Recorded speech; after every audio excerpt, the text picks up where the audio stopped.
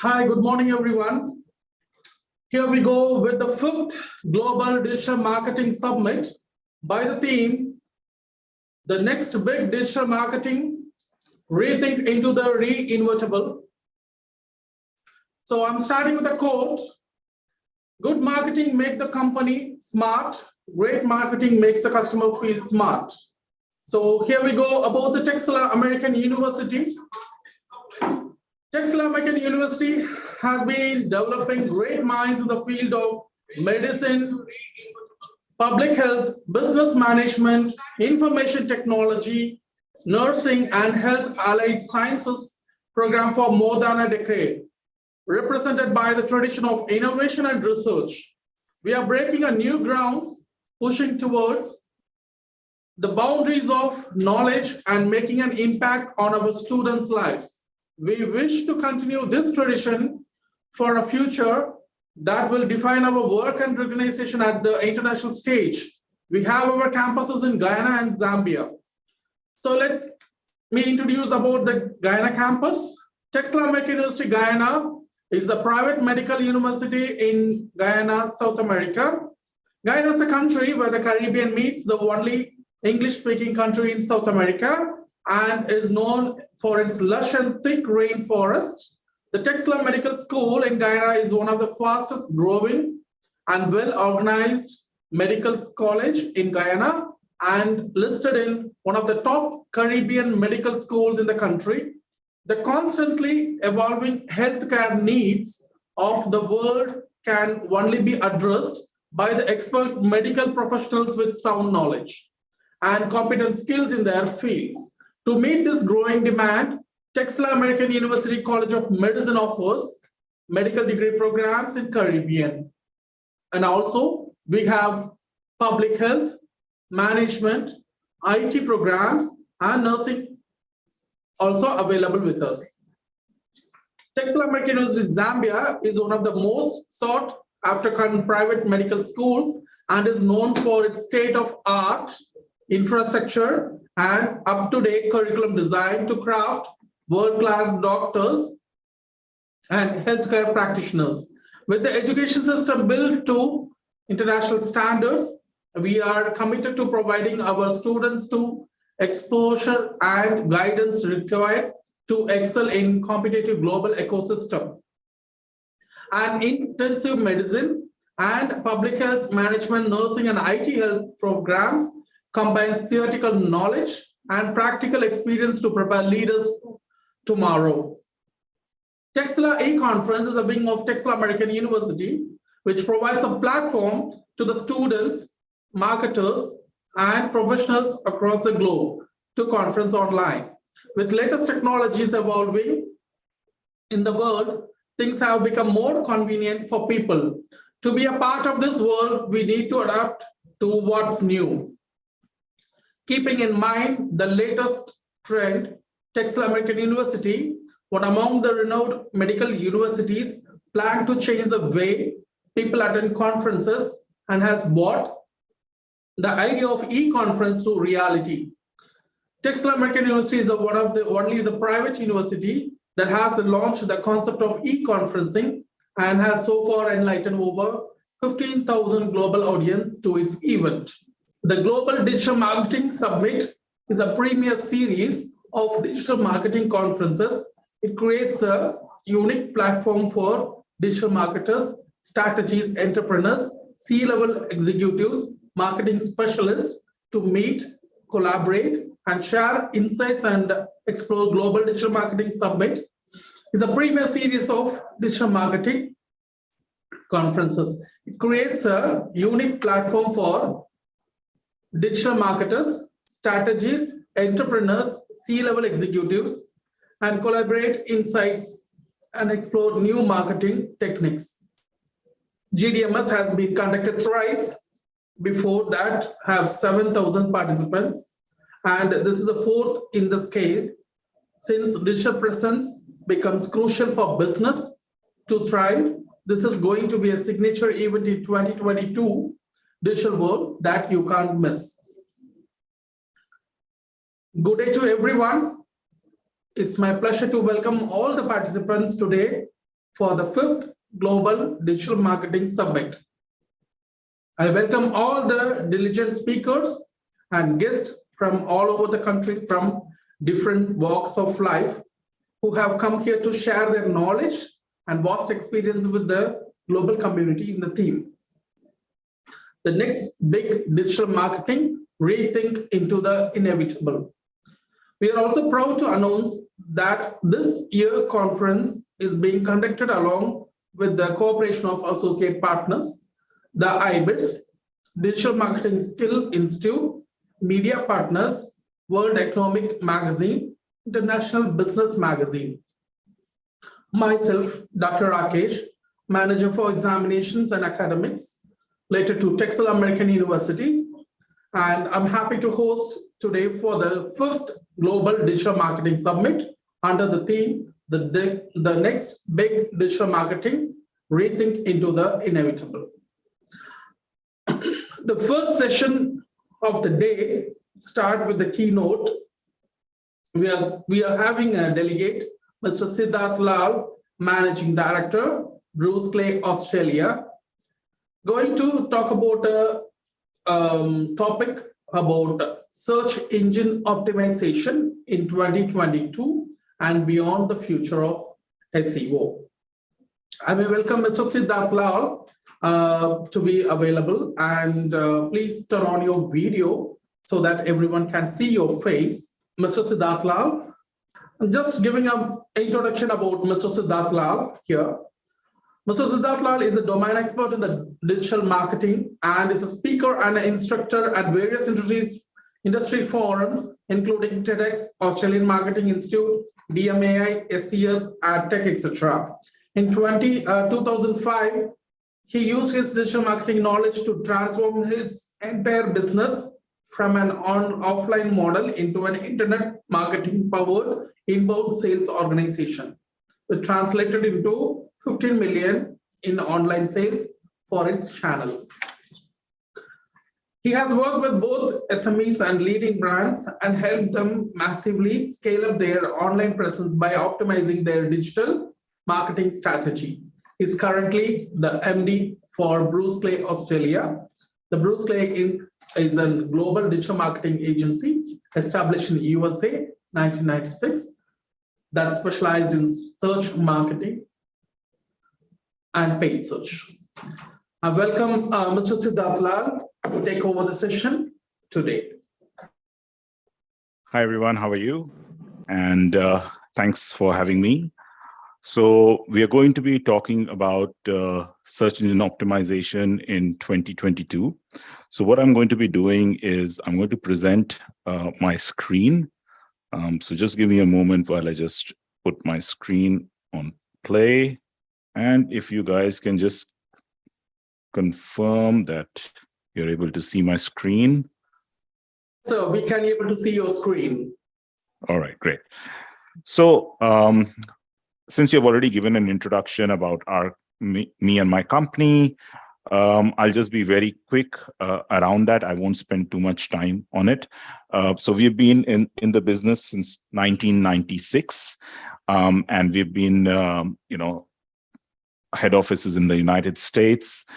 We've got offices in India, Australia, Middle East, Europe, etc. And we've got quite a few digital experts on board. We do our own search engine optimization training, and we've written our own book on SEO as well. It's part of the Dummy series. Now, what I'm going to do is I'm going to go straight into the session, and I'll just start off with a little bit of a humor thing. So, what irritates people, but it's something that SEOs love. And the answer is traffic, right? So if you're driving on the road, traffic is the last thing you want. But if you're in the online marketing space, as a website owner, manager, etc., entrepreneur, you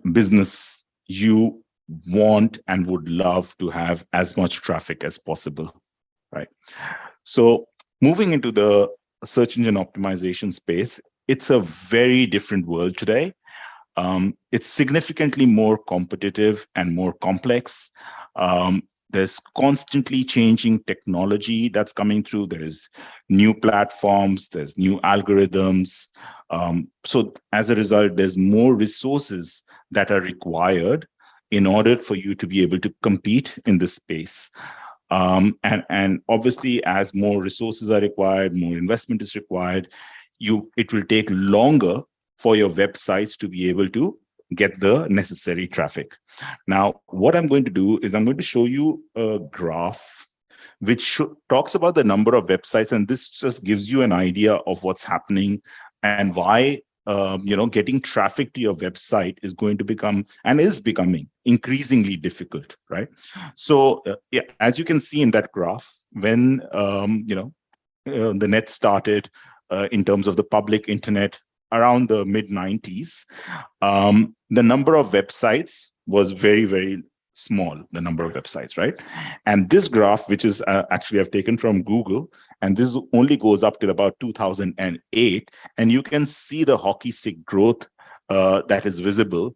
And you've got 180 million websites already in play by 2008. So in just about 1 year, 10 years of launching of the public internet, give or take a few more years, you've had a massive jump in the number of websites there. Now, what I'm also going to show you is another screenshot. So now, according to Google, there are 100 billion web pages. So I'm not talking websites. Each website has, some have 10 pages, some might have hundreds of thousands of pages. But overall, Google is talking about it having indexed over 100 billion pages, right? Now, what I also have is a screen grab from 2006. And there's a query which I've typed in over there, best phone deals, and you can see that Google is showing there's about 982,000 results, which is roughly the number of pages they've indexed around that topic, right? Now, I did that same search about a year ago, and that's the next screenshot that you see. And as you can see, when I did that best phone deals on Google in 2021, we are talking about, I don't know, 3, 6, 9, 9, 9, 10, 10, 10 decimal places. So probably 9 billion results around that topic, or certainly a very, very big number. So you can see that the number of web pages have been growing exponentially, right? So now, correspondingly, if we talk about the number of the population, internet population, right?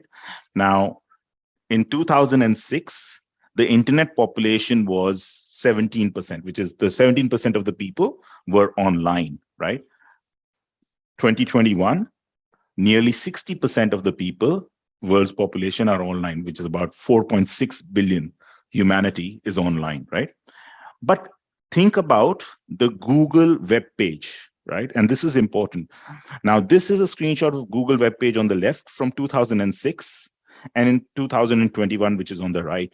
And as you can see, Google still has that one page of search results. So about 10 roughly websites are shown on that first page of Google. But as I've shown you in the background, you've got literally the world's population has exploded. In terms of internet users online, the number of websites has gone up, but the front page of Google, which shows when someone does a query, still remains the same in terms of the number of links. So there's only 10 results being shown. So if your website makes it to that first page of Google, which is organic search engine optimization, you are going to start making some serious amount of money. You'll get lots of traffic to your website, right? So that's the idea. Now, I'm also going to talk a little bit about the growth in terms of the evolution of the Google algorithm. So the Google algorithm, basically, what's happened is back in, early 2000s, the Google algorithm was not as advanced, and it was very incentivized, right? So if your website was able to attract a lot of links on the web, you were able to get a lot of traffic because Google thought your website was really good. So think of links as votes, right? But soon Google realized that people were gaming the system, and therefore, in about 2011, Google introduced a couple of penalties that you might call. They sort of improved their algorithm. And this is where we talk about Google Panda and Google Penguin. So Google Penguin, which is the name of this algorithm update, was more targeted around links and link spam. So if your website was getting links from very low quality websites, suddenly those votes were no longer counting, right? So if your website had done a lot of those kind of low quality link building, your website got diminished in search results. The second thing Google did around the same time is Google Panda in 2011. There they talked about the quality of content on the website. So another thing that they noticed was a lot of people would just duplicate content. So take content from another website and paste it on their own website. Or they would just build very low quality pages. So Google also came down hard on that, and they said that you have to have great quality content in order for your website to rank well on Google, right? Then as artificial intelligence started coming into play, big data, search queries, etc., all of that started happening. In 2013, Google launched Hummingbird, which was their next evolution of their algorithm, right? And Google was able to understand user search queries better. So it was no longer that you have to have that exact keyword in the query for Google to say, okay, this website matches it.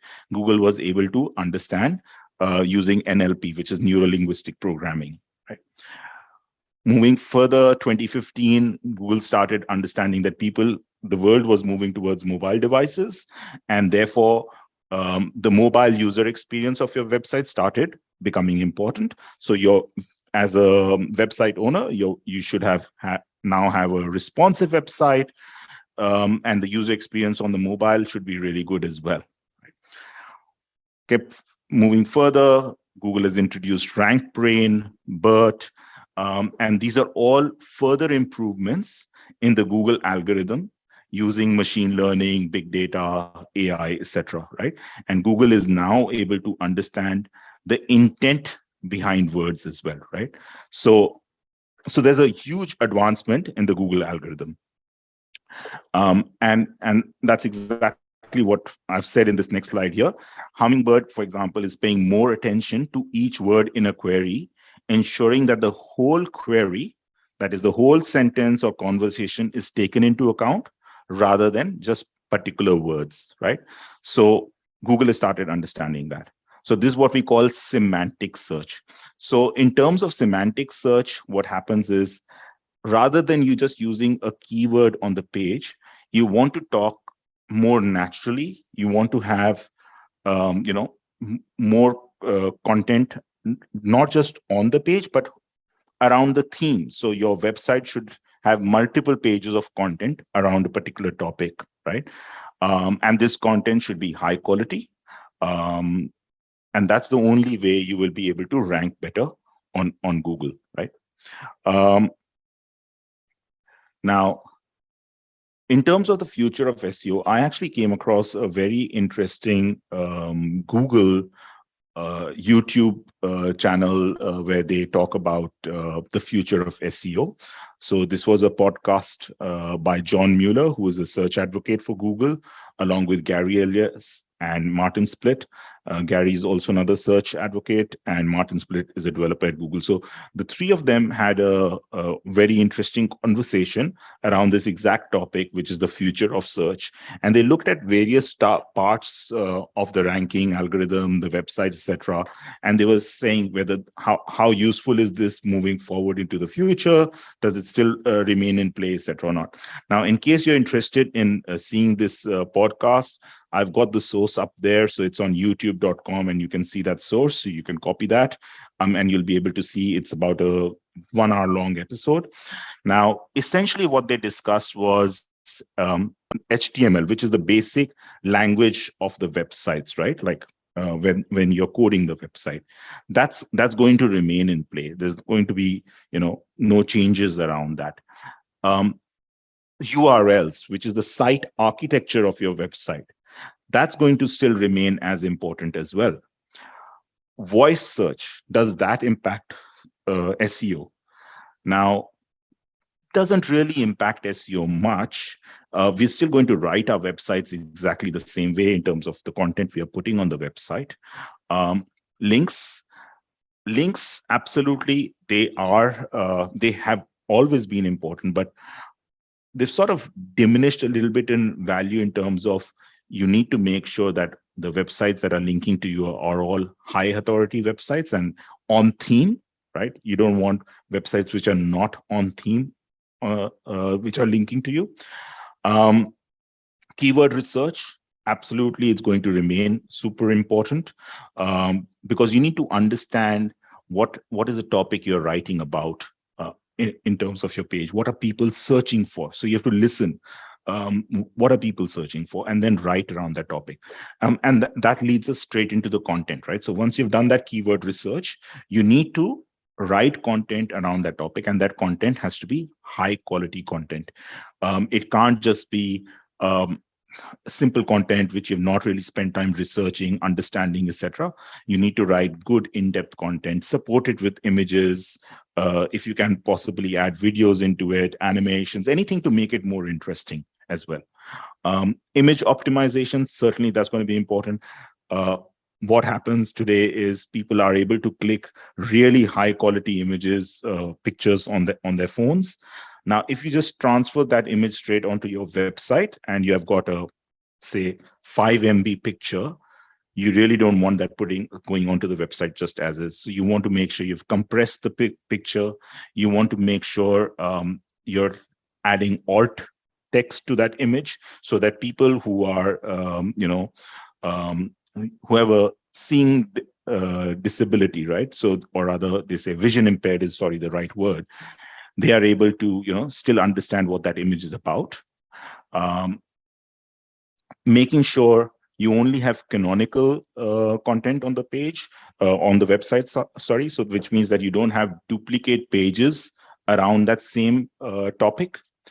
And then structured data is going to be super important as well, because structured data, while it's not important from a user's perspective, as in a human user, but search engines, they're robots that go onto the page, for them to understand what the website is about, structured data adds another element for them. So it makes it important from a search engine perspective. So if we talk about artificial intelligence, which is a very big opportunity which has come into play, one of the things is, while AI has evolved significantly, and there's no question, like we are making huge amounts of leaps in this space, right? And AI is doing a lot of things. But if we talk about it from a SEO perspective, it's sort of like a mixed bag, because where I believe AI is really helping us is in terms of the tools and technology. So we are able to get some really good data using AI and big data, etc., right? And then that AI comes into play really good over there. But if we talk about online brand building, right, which is like getting links, etc., I haven't really seen AI come into play in this space. So, if we think about digital PR, etc., I don't think AI has really come into play around that space. If we talk about keyword research and selection, again, I haven't seen any tools out there which are really able to do the keyword research for that topic and then give you, these are the best keywords that will fit based on user intent, etc. But that is something I do think is going to start coming into play very soon. While we might not have tracked it already, but I think that's something that might come into play. The next one is content creation. Now, while content is very important, AI is starting to come into play in this space, right? Now, while the Googlers talked about this, and they talked about OpenAI, which is GPT-3, which is this artificial intelligence, which has been pre-trained with 570 gigabytes of text. So they've basically taken all of Wikipedia that was available, and I think this was as of till 2019, I think, from memory. So they've trained that artificial intelligence with everything that they could find on the internet, on the Wikipedia, etc. And it is now able to write content on your behalf, right? So you give it a topic and you say, hey, I want to write about, let's say, motorcycles, and it'll write about bikes. You want to say, hey, I want to write about home loans. It will write about home loans. But the thing is, a lot of that content, and I've tried this myself as well, might not be the best quality. There might be duplication. There might be things which you need to be really careful about, because see, AI does not really understand intent, etc. as well. So there might be issues around discrimination, racism, religion, etc. that might come into play, and you need to be really careful about that. Also, sometimes when I've because I like trying out different tools, etc., and sometimes when I've looked at creating content using the AI tools, one of the other issues come into play is duplicate content, right? It just, or some of the gibberish starts coming to play, especially in long form content.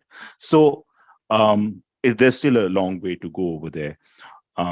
But I certainly see that that's another place, content, where AI can really start helping out, probably within the next 2-3 years itself. Again, I've got a couple of resources in the bottom of my slide, and happy for you guys to read through more about them. Another thing that's going to, and it's already making a big play, is Google wants the internet to be super fast, right? And therefore, your website has to be blindingly fast. You don't want websites that take long to load, right? So your pages, they need to be optimized so that as soon as a user comes, they are able to load over there.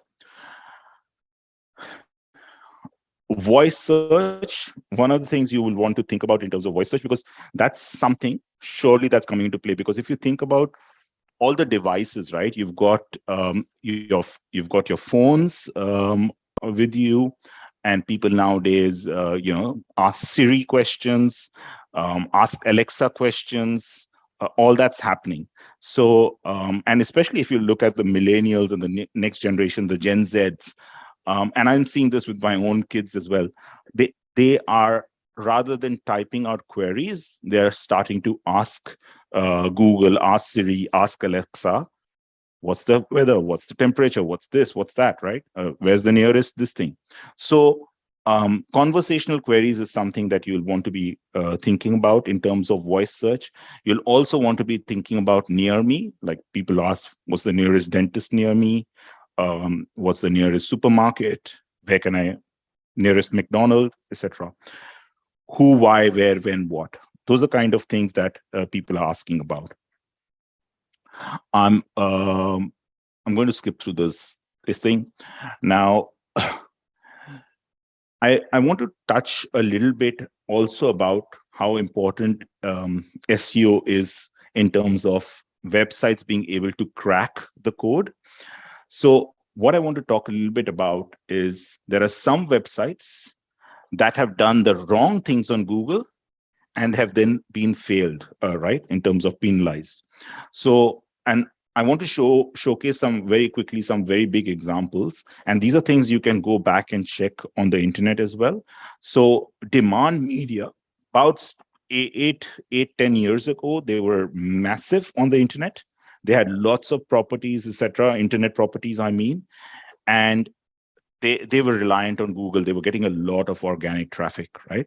But because they were doing the wrong thing, Google penalized those websites, and as a result, they just got wiped off. And by the way, they had listed on the stock exchange, on the US stock exchange. That's how big they had grown, and they just got wiped off. So just type in demand media, and you'll see that search demand media, Google SEO fail kind of thing. Similarly, Forbes, very big website, magazine, etc., and they've been penalized by Google for selling links, right? So that's something else you can also do a search on. So that's why I'm saying you need to be careful about the links. JCPenney, it's a very big US retailer, and they were again caught because they were buying links in to artificially promote their rankings. And again, you can do a search on JCPenney Google penalty. I don't have too much time in this episode that we are doing this event, so I can't get into details, but that's why I'm saying just look that up on the internet. Manual penalty, JCPenney, Overstock, and BMW, they've all had these kind of penalties in place. Now, I don't want to scare you guys, so let's also talk about some really big wins, right? And these are just a few examples I'm throwing out there. The internet is filled with all these websites that have made it really big on the basis of organic traffic. So if you can do your SEO well, if you can, you'll be able to build really big websites. Now, Canva is actually an Australian website that is absolutely huge today. And I'm going to show a little bit more about Canva shortly. And I'm also going to talk about a couple of more river pools and IBF. Savan is another one. Savan is an Indian Asian streaming website launched many years ago. And they did amazingly well. And finally, they were bought out by a larger player, Geo. And we worked with the Savan team for about a good 5-6 years, and we built their website in terms of traffic, organic traffic, from low six figures, like I think somewhere around 500,000, and we helped them scale to about 16 million in traffic over that period, organic traffic, right? So very quickly, first let's talk about Canva. So Canva is basically the Australian side, which has gone, and if you can see the screen, they've now got 95 million organic traffic. That's 95 million organic visits a month. Think about it, it's huge. So they are in the space of creating, it's a software tool which helps you do design, and it's made it really easy for designers. And when I say designers, I meant, users to do design. And and if you see their traffic share, worldwide, every country, they've just got US 10%, Australia 1%, different countries, every country is contributing to that traffic. You see the kind of keywords. Now, they've got all these long tail keywords. So they've created pages around what users are searching for. So they're ranking number 1 for customized e-cards, color palette, resume customizer, right? Logo maker, everything. So they are creating all this content, and then they've got this huge amount of backlinks that they are getting. And between all of that, they are powering their number of organic visits to the website. IBF, which is the India Brand Equity Foundation. Again, they came to, so this is a site that we have worked with, whereas with Canva, we have not worked with Canva. I was just giving that as an example. And these are publicly available figures, so I'm showing this. IBF came to us about 8-10 years ago, and in their case, they had a declining traffic trend when they came to us. I think something like 80,000 visits, which over a 1-year period had diminished to 30,000 visits. And then we worked with them, we helped them solve technical issues. So technical SEO is super important, site architecture, URLs, duplicate content, all of those things. We helped them solve that out. And simultaneously, they were creating content around topics that were interesting. We helped them with user experience.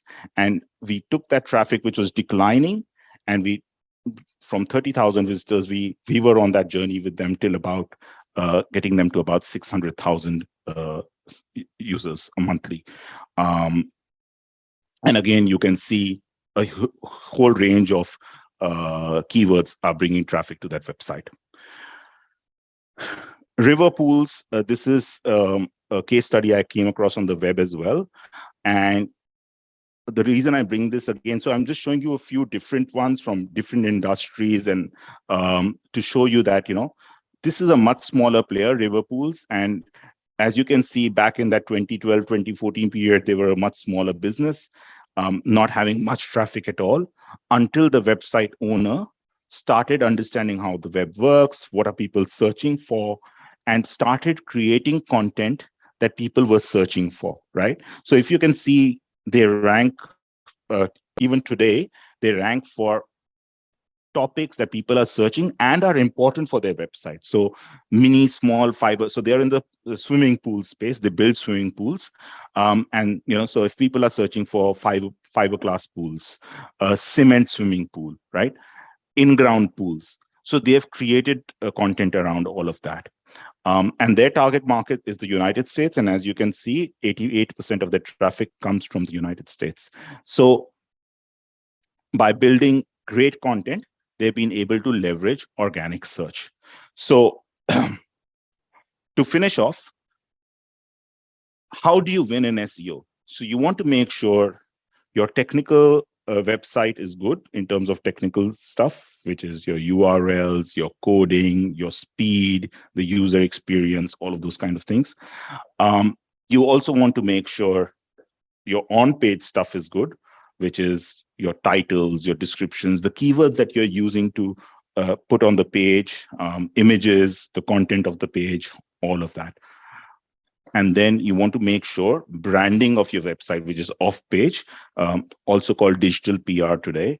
That is, other websites have a reason to link to your website. So you're sort of like an authority in that space, and therefore they're linking to you. So you need to have that holistic picture coming together for your website to be able to rank.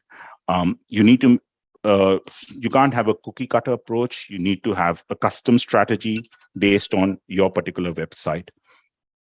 And then you have to have data-driven decisions. And then final slide here, and that's what marketers need today is a device that tells us the innermost thoughts of their target audience, exactly when they want your service, right? So wouldn't it be great to get your hands on this device, which tells you exactly what people are thinking about your particular service, about your particular business? Guys, people, that device has been with us all along. It's called Google. It's telling you exactly what are people searching for. And not just Google, you can use other stuff. Like you can go to websites like Quora. What are the kind of questions people are asking? You can visit forums in your web space, right? For your industry, and find out what are people searching for. You can go to Reddit. You can see what are the threads people are searching around, right? So you can do keyword research, Google Keyword Planner, etc. Figure out what are people searching for there. Google Trends. So there are so many different ways. There's Answer the Public. All these things which will help you tell what people are searching for around your business, around your industry, and create content around that. So that's it from me. If you ever need to reach out to me, I'm available on LinkedIn under the name Sid Lal, and I'm also on Twitter, and that's @Sid Lal, SIDDLAL. That's it. Thank you. Back to you guys. Thank you. Thank you very much, Mr. Siddharath Lal, on the topic presented, SEO in 2022 and beyond. Dear participants, if you have any questions, please raise the questions in the chat box so that Mr. Siddharath Lal will explain on those or clarify those questions. Please, dear participants, please raise questions in the chat box. Mr. Siddharath, we received one question. Can you give more insights, the latest helpful content update? Sure. So helpful content update has just been released by Google literally in the last couple of weeks. And essentially they talk about, how the content on your website needs to be high quality, etc. And that's sort of what I've also covered in my presentation, that Google is looking for websites which are answering people's queries, and those answers need to be well researched, right? You need to be able to show that you're an expert in that area. So the content has to be extremely well written, well researched. You need to be able to add examples which will help you, add graphics to the content, infographics. If possible, you can add videos. Depending on the topic, you can look for, is Google rewarding short content or longer form content? So for that, what I suggest that you can do, if you want to rank for any particular query in your field, best way is go to Google, type that query into the search engine, see that first page of Google, what are the kind of websites that Google is ranking for that particular topic, and then click and go through to each of those pages. Now, some websites might be, say, Wikipedia, etc., which are not really in the same space as you. So I would not really pay too much attention to them. But other websites which are very similar to your profile, absolutely see how much content have they written. Have they written 1,000 words on that topic, or have they written 3,000 words on the topic? And then I would sort of create something in the similar range as well. I would also look for what else are there things that they have not answered from their particular page, and then I will add that content as well within that topic. So that's the way that we would go about. And if you're doing all those things, you're always going to be safe from the Google algorithm. Much for the answering the question. And we received another one question. What all aspects should we see in a website to create a backlink for our website? Perfect. So backlinks, while they were super important, 20 years ago, and they were very highly valued by Google, the value of the backlink has diminished. Now, having said that, links still play an important role in the overall ranking process, but they should not be the only thing you're looking for. Now, if you want to get links to your website, there are obviously lots and lots of ways, but first thing you want to make sure is your website should have super content, because why would another website link to you, right? You have to give them a reason to link to you. So that reason will be when you have great content, which is giving answers to users about a particular topic, right? So you have to write that great content after researching it, make sure it has got all that, extra features like images, etc. Once you have done that, then you need to still go out and figure out who are the kind of websites that are talking about this topic, and then reach out to them. So you might reach out to journalists, and you might ask them that, hey, I send them that, hey, I've written about this topic. So in the future, if you're writing, an article in this space, here it is. Because journalists are always looking for article ideas. So you would want to create content around that.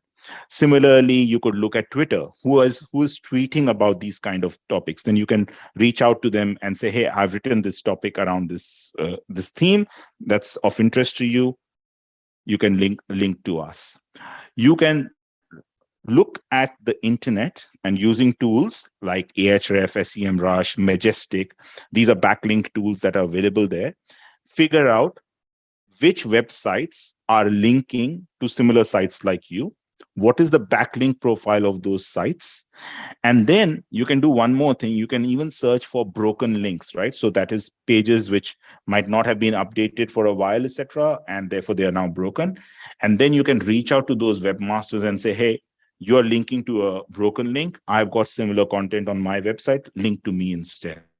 So look, there are loads and loads of ways to get those backlinks. You can sponsor events, you can sponsor local stuff in your area, you can contribute to causes, so you can get links from that side. You can create social media type of things. You can create your social media profiles and get links from there. So there's a whole bunch of ways you can get links. We have another question, Mr. Siddharth. What is a black hat SEO? Okay. Yes. Black hat SEO is something which you do when you're trying to game the Google algorithm, right? So you want to get to the top of Google's algorithm, you want to get the top rankings in that space, but you don't want to do it by playing with Google's rules. You want to do anything which can avoid those and try to make it seem like your website is better than other websites. So I'll give you some examples of black hat SEO. One example could be white text on white. So if you have white text on white background, to the human eye, it's invisible. But because it's coding, in the code, it's visible to the search engine. So you can make the search engine think that you're writing content around that topic, and you can add extra stuff which the human will not see, but the search engine sees, right? But search engines are all very aware of these kind of things. So that's an example of a black hat SEO. You could take over websites. So, using viruses and all of that, you can take over websites and then insert links back to your website, right? That would be another example of black hat SEO. While I'm giving you these examples, guys, please do not practice these. These are not the best ways of getting rankings, because sooner or later you will get caught. And when you get caught, your website loses all its rankings. So the best way is to do the right thing and create great content, reach out to journalists, reach out to other webmasters, talk about your website, and get the links. And we receive one more question, the final question. This is a very fundamental question, but needs clarity. I use Google Keyword Planner, Ahrefs, SEMrush, RankWatch for keyword research. Each tool gives different number of search volume. Which tool do I trust more? Okay, great question. Yes, that's very true. Each tool ends up giving you different responses in terms of number of search volume, right? Now, the way I have always looked at it, because I know for a fact that even Google Keyword Planner, you would imagine Google Keyword Planner would be the most trustworthy out of the tools, right? You mentioned SEMrush, Ahrefs, all those, right? So Google Keyword Planner probably has the most amount of backend data and is probably the most trustworthy. Having said that, I know for a fact that the search volumes that even Google Keyword Planner gives back are not correct, because I've got access to loads and loads of websites from clients that I work with. And when I look at, say, a certain topic, and I can see that my client website is getting more traffic than what the Keyword Planner is suggesting as total traffic, right? So that's not possible. So I know for a fact that the tools are not giving accurate results. So the way I have always looked at it, and what I suggest to you, is whichever tool you use, right? And they are good tools. SEMrush is also a good tool. Ahrefs is also a good tool. Google Keyword Planner obviously is a good tool. Just use it in terms of figuring out, if you're looking at a bunch of keywords around a topic, whichever one has the maximum search volume, that probably is the one which has better searches, and therefore that's the topic I would select. But then you also have to come into play and look at user intent. Does it satisfy whatever topic you're writing about? So you don't want to write about just because there's a high search volume. You don't want to write about that. Similarly, you also want to see if it's a head term, which is a short keyword phrase, versus a long tail keyword. Long tail keywords generally are easier to rank for as compared to the head terms, right? So you might want to look into that as well. Then it also depends on your own website. If you're a very high authority website already, then I don't mind picking up the keyword which is very difficult but has good search volume, versus picking up a smaller keyword with lesser search volume. So it depends. Thank you, Mr. Siddharth, for your wonderful presentation. And thank you. For our members of Texila e-conference, I want to thank for your insightful presentation today. Thank you so much.